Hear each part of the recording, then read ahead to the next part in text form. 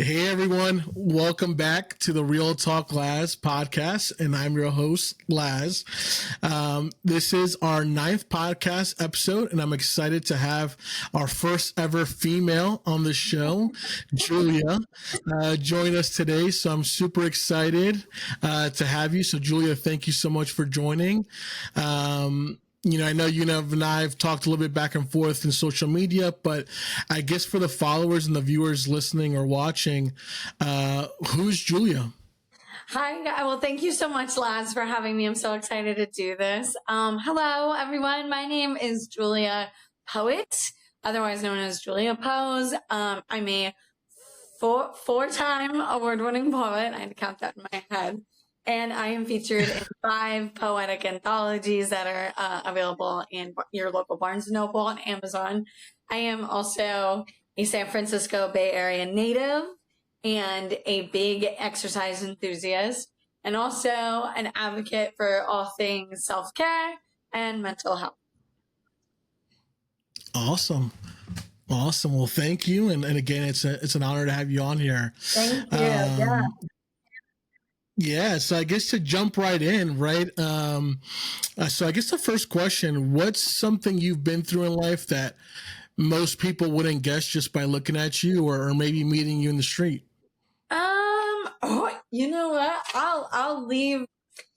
I'll run with meeting me in the street, because I have had not 1, not 2, but 3 public breakups where I have literally been left in the middle of the street.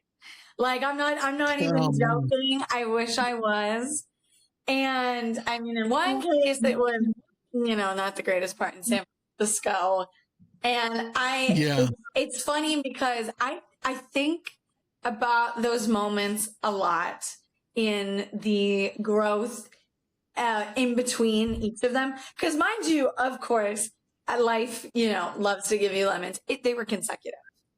And, the healing processes for each of those instances were day and night different from the one prior and before. But yeah, that is one thing I've tested this question around. And for some of my really close people, they're like, you know what? Just say it. And I'm like, all right. But that is true. I have been through a few of those bad ones left in the street. Well, I'm sorry to hear that. Yeah, San Francisco is an awesome place, but also an interesting place as well, as I'm sure you can relate. Yeah. And I will say this, I'm a 4'11", 90-something pound female. So to do that at, the hour of night it was in San Francisco was just not ideal cafe. But you know what? What doesn't kill you makes you stronger.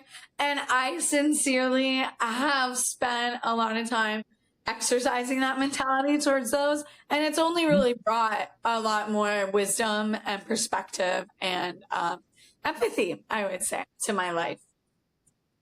Awesome. Yeah. And it's true, right? So it's interesting you mentioned that, because obviously we all are never dealt a perfect hand, right?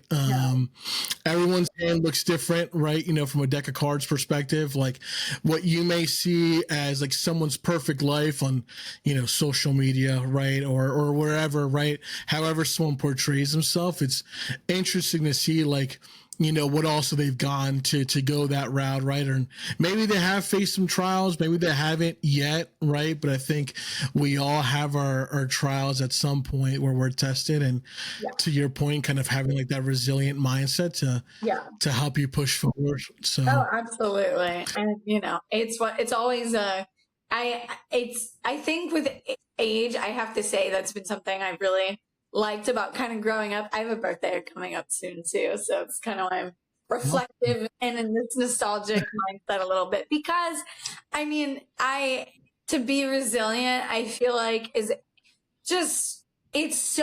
difficult, but one thing I'm really also learning is, as corny as it sounds, it's also just as easy as a mindset thought, as your attitude, so, and that has come with age and patience.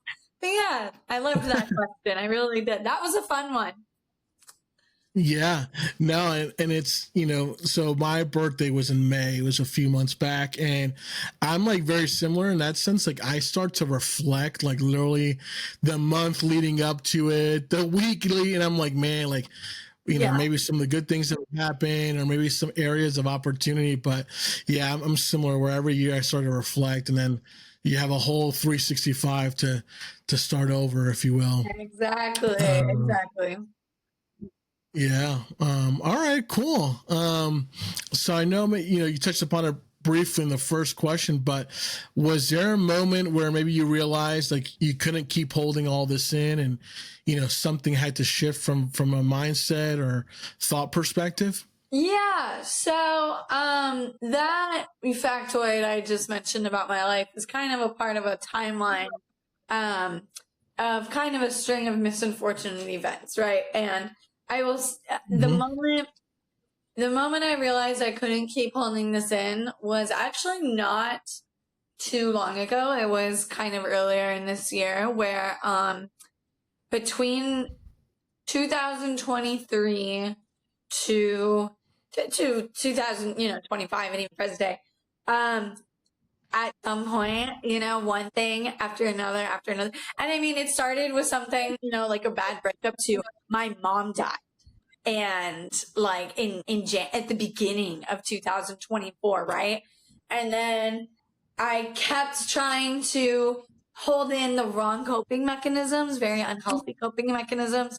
I managed to do that up until I realized that at some point, unhealthy coping mechanisms is just, they're so exhausting to your physical and mental well-being. And I had learned that consequence one, long night of being sick and yada yada. And I really sat down with myself and said, you have the support if you just ask for the help, kind of like waving the white flag, right? And that was when, when I just kind of, when, long nights of going out with my friends at the time, or, drinking, at this event and staying out, just when it became something that it, it was clearly I needed help, right? Because I was running away from grief and a lot of pain.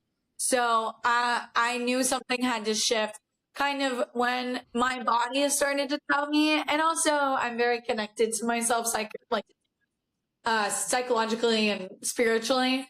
So I felt it within myself. And I also have I have a beautiful life to live and a lot of goals to meet. So that's when I realized if I don't change X, I can't achieve. Yeah, yeah. Oh man, that was a big reflection too. But I'm proud of myself, I have to say. No, and listen, obviously it goes without saying, and I'm sorry for your loss, for your mom. And, that in itself, I think is, maybe an unexpected right situation, right? Or, whatever that looked like for you. Either way, obviously sorry you had to go through that, and, proud of obviously where you've kind of, are now, right? And I'm sure that journey, to your point, it's not the prettiest. And sometimes in life, like, you just don't know what you don't know, right? And you can't assimilate scenarios because you don't know what people feel, right? And you don't know what you'll feel without feeling it, right? And I think that's something huge. And people often just think that they can prepare for things, and I think certain times in life you can, right, with certain things, but most of the time, especially revolving like mental health and things, like you're not going to really know until you're unfortunately put in that scenario, right? And you realize how maybe upset you are, or how your personality's changed, your lifestyle has changed, right? And your actions, where you realize like, hey, like something's got to change, right? And and yeah, similar to me. I mean, I was in a, I guess the pandemic, right? So like for the pandemic for me, I always was like that guy, like, so I come from a Hispanic household, and I'm first generation here for my family. So like for me, like mental health was like non-existent, right? Like it wasn't a priority. It was like, you keep pushing forward regardless and like all that stuff. So like I didn't realize how bad it was until the pandemic, and I was like home and I'm like, you know, like kind of like mentally realizing like, hey, like something's not right. And like I'm like realizing like something's gotta shift, and regardless of what people said, I didn't understand it until I truly felt it. So I can definitely understand, you know, where you're coming from and where you've been as well. But the journey's always, you know, not as rewarding until you're at the end or you see yourself now, right? Like, wow, like I went through a lot of stuff and I overcame it, you know? Yeah, of course. And you know, I have empathy towards that because so I'm adopted, and therefore my parents they were of older you know, generation. So my late mother was born in 1948 and my dad is 1953. Sorry, Dad, if that's wrong. But anyways, their generation, I have to say, and their parents were born in the 20s to 30 era, right? And they were born like in rural Midwestern farm town, and they come from that background. And so I remember so much growing up watching my parents undo the kind of the same mentality of keep pushing forward, the work, like go to work in order to work through it, like or to put it off of your mind. That was a big one.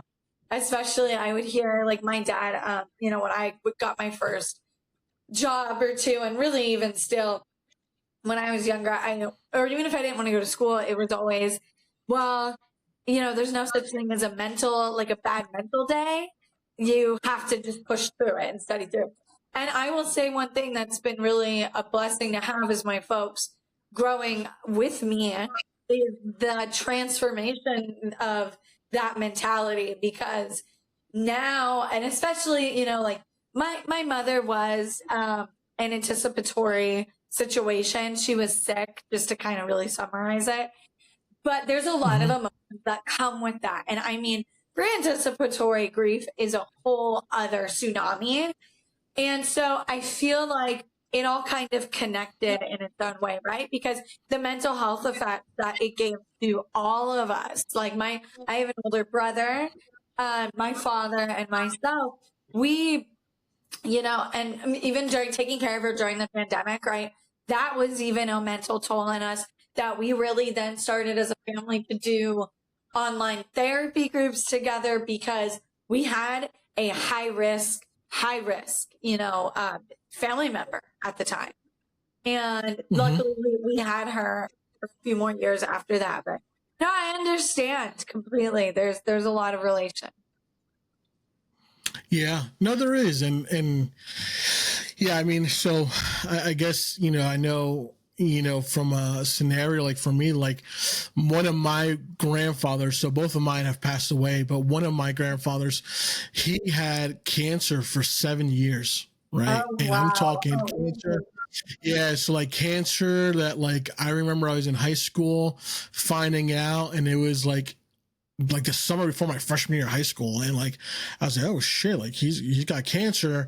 Then they, you know, fixed it, you know, quote unquote, right? And then long story short, I was a junior in college when he passed, right? So I think for me in that scenario, it was kind of like anticipatory as well, where like I started to like appreciate the times where I did see him, right? You know, and just value those memories, but kind of in parallel, you know, prepare, right? And although obviously when he passed, it was still very difficult, and, you know, no one's going to change that, right? But it was something where I knew it was kind of coming, especially towards the end, right?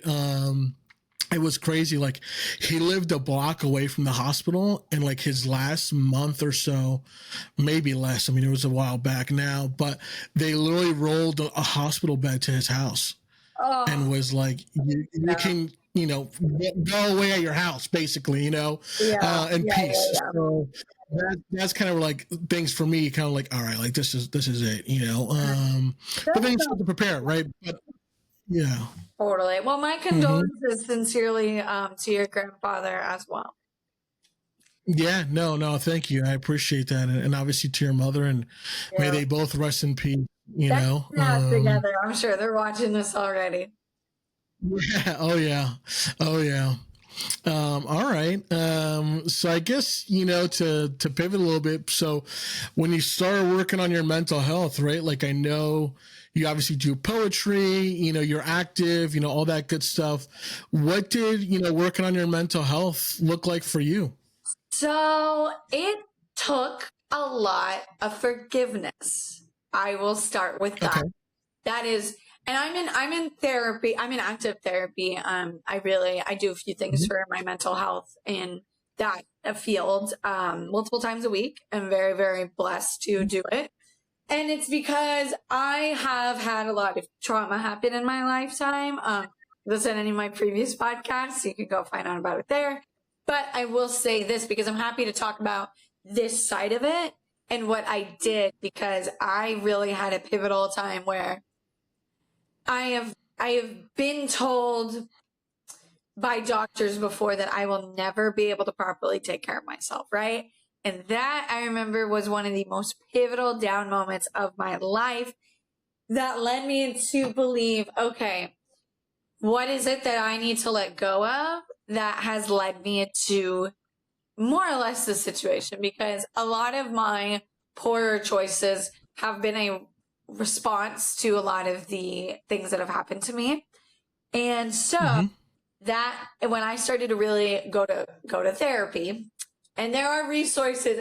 Therapy is, I've had to seek out a few different therapists. I've changed a few times. I've used different resources, and because it's not a very, I've always kind of gone where I've needed to go. It's okay to like change around, because this is over the course of 4 years, I would say.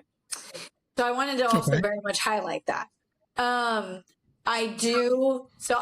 Going into therapy and learning what that is. And one of the biggest things is to be able to forgive yourself for for me, it was making a lot of those mistakes, right? In an anger response. So when I learned how to do that, there was finally room, because I let go of so much resentment and so much tension. There was finally room for me to bring in the self-care.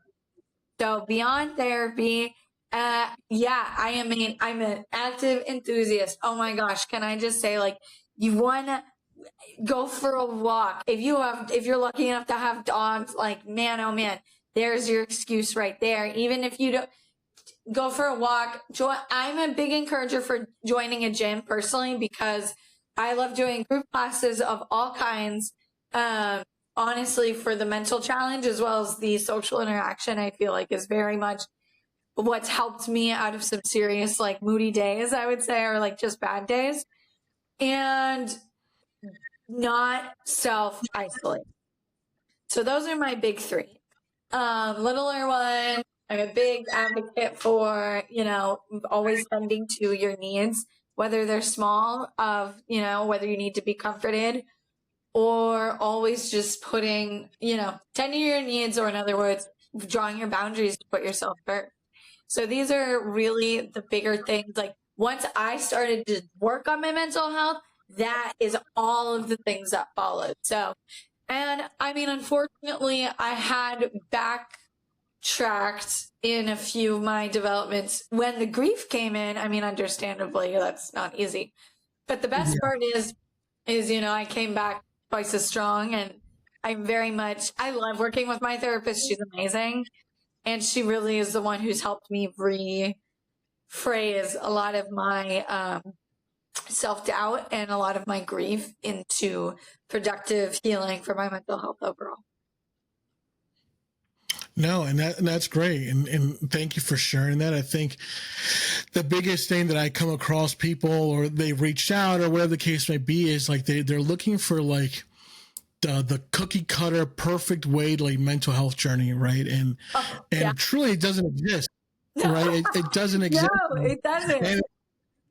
and people still believe, and there's a lot of other influencers where I've seen, and I'm never gonna say names, but like a lot of folks start pushing this like perfect cookie cutter mental health thing, and I'm like, God, it doesn't exist, right? Like what you may think, for yourself works for you. Like, I'm so happy for you, but maybe that won't work for me, right? And vice versa, right? And that's okay. And I think a lot of folks are strung up on like, oh, well, I gotta do this checklist and I gotta do these XYZ things because XYZ said so. And I'm like, for me, it was just like naturally, to your point, like seeing things that kind of like fulfilled me, like comforted me, and whatever that was, whether like I have a dog as well, right? So I have a mini Australian Shepherd, and his name is Rocky, and he's a ball of energy, right? So he just turned 4 this last April. Always great, and he's been a huge part of it, right? With me working from home and him being here and all that good stuff. But, like for me, it was like taking him out on a walk, right? Or just throwing the ball with him or whatever the case might be. Or, my wife and I, we love coffee, right? So like we try a new coffee spot typically or repeated every Saturday or Sunday, right? Like little things like that help me, right? Yeah, may guide someone else. But I think, a lot of folks out there listening, and I try to say this a lot, like just do what makes you happy, right? Whatever that is, like whatever your outlet is, whatever your vice is in terms of like being better, right? Like just do that, but don't fall into the trap of like, well, if someone said to do this and it doesn't work out for me, like I'm going to give up, right? Because that's the last thing you want people to do is to give up, especially on, their own journey. I have to say this because this popped in my head. From a woman's perspective, I feel like now men's mental health, it absolutely is a pivotal and much needed like developing subject that I'm very, very proud to be an advocate of. But when it comes to living that social cookie cutter media perfect lives, women, I feel like have long been subjected to that. And it's only just developed, right? Because we'll go back to before social media. I remember seeing my older cousins, my mother, even, going through all of the really kind of the toxic early 2000 diet fads and fashion fads and the heroin chic skinny. Like now today it's okay, ladies, like here's what you need in order to have your belly be flat because we can't be bloated. And if you didn't get your steps in and did you get your this in and did you what filler? It's so much. And I have to say, there was a point where I've definitely fallen for that kind of propaganda or propaganda like it. Like, I'm human, okay? It looks so attractive, right? It looks so to be linear and to have it be, as easy as, okay, well, this morning I started off with, and I'm when I say that, I'm thinking about the influencers that like literally will put their camera up by their pants. Find the idea of following how to heal, how to be okay in a week. Like, we always want to make it easier on ourselves or convince ourselves it's easier than it is. But realistically, shit's hard sometimes, it just is. And that, as for both, all people, but, for women, especially the pressure to either completely keep it together and also follow a very linear way of life, it's all very social media, blah, blah, blah, or to heal in one. It's all one and the same, but I feel like that's a really important topic as well. Yeah, no, and I appreciate you bring that up because obviously, like for me, like I can't relate, nor will I ever speak on like women, right? Like on women's perspectives and things like that because I can't relate, right? Like there's some generalized, things where mental health is obviously doesn't matter if you're a male or female, right? But to your point earlier, like some of like the societal norms, right, or things like that, they impact the genders differently, right? So like that's why I was like, totally. we're happy for you to share that, because for me, while I obviously feel and have emotions and things like that towards women going through their own thing, like I just can't relate, and nor do I want to say, hey, I know what you feel like, because I don't, I do, but I don't, right? So like, it's a very fine line, right? To cross like that, and especially as a guy, right? I would never want to assume that I know what you feel through, from a gender perspective, because I don't, and I don't. So, well, and likewise, I mean, it's and that's a gorgeous thing to highlight for the both of us, because I mean, I'm now the matriarch of my household, right? And that's crazy because I watch, my brother and my dad really try to put themselves in my shoes, and to fill also kind of a feminine role in a way. And it's all very sweet. They're all loving. If I need to go run to them for fashion advice, I do. And I'm the one who wears pink in the household to keep the feminine line and stuff. And, my boyfriend does too, because men can wear pink. Yeah, no, 100%, and that's good, right? And I think just the reality of that, right, and understanding. So cool. Well, thank you for sharing that. And I guess last question, if you can go back to your younger self during, in general, or maybe a tough time, what will you tell yourself then? Oh God! In full transparency, don't do drugs and drink. Went to coke wrongly. You're struggling mental health. Don't pick up substance. It's not worth it. Go cry about it. Go get a milkshake and sit with your dad and watch a sci-fi movie. It's like our thing. And, tell somebody what's going on, because I would tell myself, because you're not going to get in as much trouble. And also one thing too is when you struggle with, when you end up kind of building up a little bit of that reputation for yourself, especially when I was younger, it's harder for people to kind of relate to you, and your pool gets smaller of support, I'll really say. And there's a lot of negative attributes that come with substance abuse disorders and the addictions that I have struggled with and get treated for to this day. So that would be number one. And then the other thing will be, stop giving a damn about what anybody thinks, because life is so much more fun when you don't, and much more freeing. Those are my top two. No, and I appreciate that, and thank you. And I think I'll take one of yours, right, where not caring what people think took me a long time to kind of overcome, even as an adult now. Like I was so worried about, even a few months ago when I started this page, like the number one thought was like, oh man, like what are my friends going to say? What are these strangers going to say? These people? And I'm like, like who cares? Like everyone's going to complain whether you do it or not. Right. So like, at least do it. And at least it makes yourself feel good about it. Right. Like, that was my biggest thing. Like, I'm going to do it regardless of what they say. 'Cause at least I know inside, I know I'm doing something well, and, it helps me out as well. And that's all that matters, No, and I'm thrilled you did it. That's how I found you, was your page. And I was like, I relate to so much of what this honest man is saying.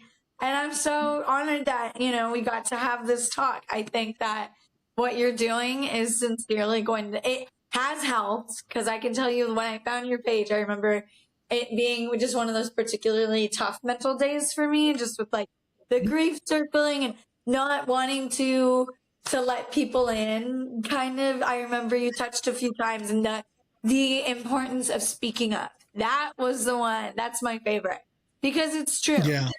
And I mean, that's kind of why in blunt statements throughout this recording, I live, one thing I've made a serious morale commitment to myself is to live honestly, because one, the truth is always better, even if it stings, because it's not as debilitating as a lie. And two, half the time the truth is pretty funny. I've come to find, right? Even when you're honest about the small things in life. And yeah, so overall, though, I'm so happy to have had this talk with you. Yeah, no, thank you. And it means a lot. And again, I'm very appreciative and your perspective as well, right? And your support. So I can't thank you enough for that. And thank you for your time tonight. I guess in closing, so I know we're both pretty active on social media, but where can people find you on social media? So you can find me. My main source right now is my Instagram, which is Julia Poet 2.0. And my website is juliapoet.com. Keep your eye out for Progression, my debut poetry book coming very soon. Awesome. And I'll make sure to include that as well in the links because this episode is going to air next Wednesday. So I'll have it on Spotify, Apple, and then YouTube as well. Hopefully we get up and running there. So I'll make sure to include everything. Yeah, cool. So thank you very much. Again, I can't thank you enough for this, and I appreciate all support. And looking forward to big things coming your way, and we'll see what happens. Awesome. Well, thank you very much. Look forward to next time. Take care. Take care. You too. Bye.